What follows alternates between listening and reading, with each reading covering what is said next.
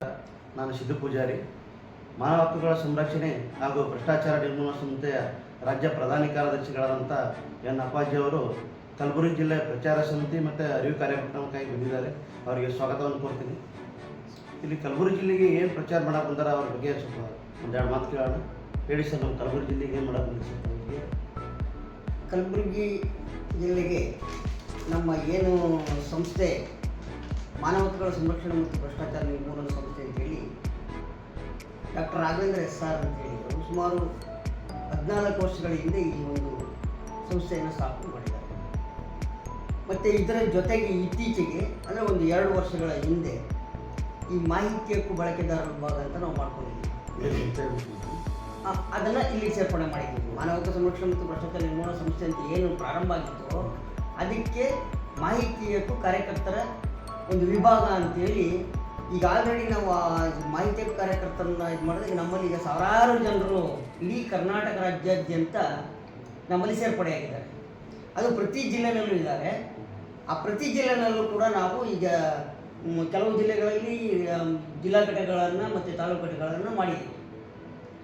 ಈ ಒಂದು ಏನು ನಾವು ಸದಸ್ಯತ್ವ ಅಭಿಯಾನ ಅಂತ ಒಂದು ಪ್ರಾರಂಭ ಮಾಡಬೇಕು ಅಂದ್ಕೊಂಡಿದ್ವು, ಅದು ಸೂಕ್ತ ಸಮಯ ನಮಗೆ ಸಿಕ್ಕಿರಲಿಲ್ಲ. ಯಾಕಂದರೆ ರಾಜ್ಯಾಧ್ಯಕ್ಷರು ಕೂಡ ಬಿಡುವಿರಲಿಲ್ಲ, ನಮಗೂ ಕೂಡ ಕೆಲವು ಕಾರ್ಯಕ್ರಮಗಳಿಂದ ಬಿಡುವಿರಲಿಲ್ಲ.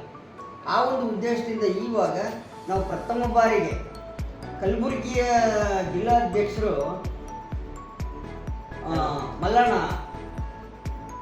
ಮೂರ್ತಿ ಅಂತೇಳಿ ಅವರು ರಾಜ್ಯಾಧ್ಯಕ್ಷರಿಗೆ ಮನವಿ ಮಾಡ್ಕೊಂಡಿದ್ದಾರೆ. ಸರ್, ನಮ್ಮ ಒಂದು ಜಿಲ್ಲೆಯಿಂದಲೇ ನೀವು ಸದಸ್ಯತ್ವ ಅಭಿಯಾನ ಮತ್ತು ಅರಿವು ಮೂಡಿಸ್ತಕ್ಕಂಥ ಕಾರ್ಯಕ್ರಮವನ್ನು ನಮ್ಮ ಜಿಲ್ಲೆಯಿಂದಲೇ ಪ್ರಾರಂಭ ಮಾಡಬೇಕು ಅಂತೇಳಿ ಅವರು ಕೋರಿಕೆಯ ಮೇರೆಗೆ ರಾಜ್ಯಾಧ್ಯಕ್ಷರ ನನ್ನ ಒಂದು ಸಲಹೆ ಮಾರ್ಗದರ್ಶನದ ಮೇರೆಗೆ ನಮ್ಮ ಏನು ಪ್ರಚಾರ ಸಮಿತಿ, ನಮ್ಮ ಪ್ರಚಾರ ಸಮಿತಿಯಲ್ಲಿ ನಾವೀಗ ಆಲ್ರೆಡಿ ಒಂದು 5 ರಿಂದ 6 ಜನ ಇದ್ದೀವಿ.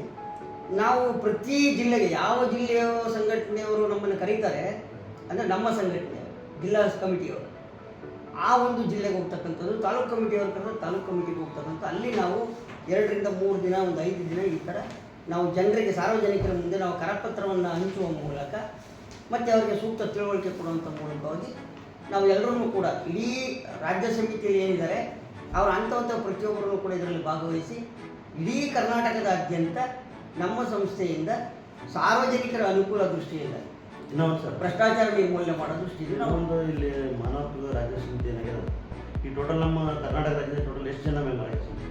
ನಮ್ಮ ಇಡೀ ಟೋಟಲ್ ಕರ್ನಾಟಕದ ನಮ್ಮಲ್ಲಿ ಸುಮಾರು ಒಂದು 1900 ಜನ ಕಾರ್ಯಕರ್ತರು ಇದ್ದಾರೆ.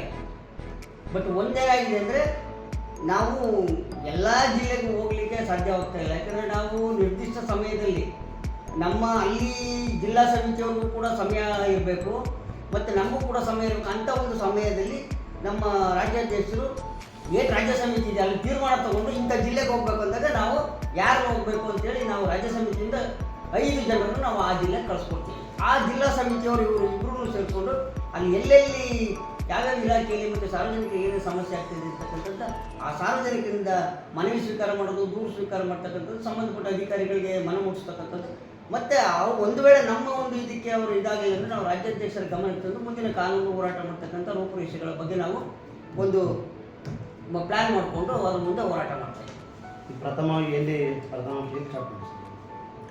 ಕಲಬುರಗಿ ಜಿಲ್ಲೆಯಲ್ಲಿ ಈಗ ನಾವು ಪ್ರಥಮವಾಗಿ ಸದಸ್ಯತ್ವ ಅಭಿಯಾನ ಮತ್ತು ಅರಿವು ಕಾರ್ಯಕ್ರಮ ಪ್ರಾರಂಭ ಮಾಡಿದ್ದೀವಿ. 4ನೇ ತಾರೀಕಿನಿಂದ ನಾವು ಪ್ರಾರಂಭ ಮಾಡಿದ್ದೀವಿ. ನಿನ್ನೆ ಕೂಡ ಮಾಡಿದ್ದೀವಿ. ಈಗ ಆಲ್ರೆಡಿ ಕೆಲವು ಪಂಚಾಯಿತಿಗಳಿಗೆ ಈಗಾಗಲೇ 3-4 ಪಂಚಾಯಿತಿಗಳನ್ನು ಹೋಗಿದ್ದೀವಿ. ಅಲ್ಲಿ ಅನೇಕ ರೀತಿಯಲ್ಲಿ ಸಮಸ್ಯೆ, ಸ್ವಚ್ಛತೆ ಇಲ್ಲ, ನೀರಿನ ಸಮಸ್ಯೆ, ಚರಂಡಿ ಇಲ್ಲ, ಶೌಚಾಲಯ, ಮಹಿಳಾ ಶೌಚಾಲಯ ಅಂತೂ ಸಂಪೂರ್ಣ ಇಲ್ಲವೇ ಇಲ್ಲ, ಬಾಳು ಬಿದ್ದೀವಿ ಎಷ್ಟೋ ಕಡೆ. ಹಂಗಾಗಿ ನಾವು ಅವರಿಗೆ ಅರಿವನ್ನು ಮೂಡಿಸಿದ್ದೇವೆ ಮತ್ತು ಸಂಬಂಧಪಟ್ಟ PDOಗಳಿಗೆ ನೇರ ದೂರವಾಣಿ ಕರೆ ಮಾತಾಡಿ ಒಂದು ಎಚ್ಚರಿಕೆಯನ್ನು ಸಂದೇಶವನ್ನು ಕೊಟ್ಟು ಬಂದಿದ್ದೇವೆ. ಏನಂದ್ರೆ ಸರ್ ಅಧಿಕಾರಿಗಳು ಒಪ್ಕೊಂಡಿದ್ದಾರೆ. ಅವರು ನಾವು ಇನ್ನೂ ಸರಿಯಾದ ರೀತಿಯಲ್ಲಿ ಭೇಟಿ ಕೊಟ್ಟಿರಲಿಲ್ಲ. ಈಗ ನೀವು ಹೇಳಿದ ಮೇಲೆ ಅಂದರೆ ನಾವು ಕೆಲವರು ಹೊಸಬರು ಬಂದಿದ್ದೀವಿ ಅಂತ ಹೇಳಿದ್ರು, ನಾವು ಹೋಗಿ ಭೇಟಿ ಕೊಡ್ತೀವಿ ಅಂತ ಹೇಳಿದ್ದಾರೆ. ಮತ್ತು ಇನ್ನು ಕೆಲವರಿಗೆ ಈ ಸೊತ್ತು ಸಮಸ್ಯೆಗಳು ಕೂಡ ಅದನ್ನು ಕೂಡ ನಾವು ಅದೇ ಪಂಚಾಯಿತಿಗಳಿಗೆ ಹೋಗಿ ನಾವು ಕೆಲವರಿಗೆ ವಿಚಾರವನ್ನು ಮುಟ್ಟಿಸಿದ್ದೇವೆ. ಅಲ್ಲಿ PDOಗಳು ದೂರವಾಣಿ ಕರೆ ಮಾಡಿದಾಗ ಒಪ್ಕೊಂಡಿದ್ದಾರೆ, ಸ್ಪಂದನೆ ಮಾಡಿದ್ದಾರೆ. Okay sir, thank you sir. ಇಲ್ಲಿವರೆಗೆ ನಮ್ಮ ಸಂಸ್ಥೆಗೆ ಭೇಟಿ ಕೊಟ್ಟಂತಾಗಿ ಧನ್ಯವಾದಗಳು.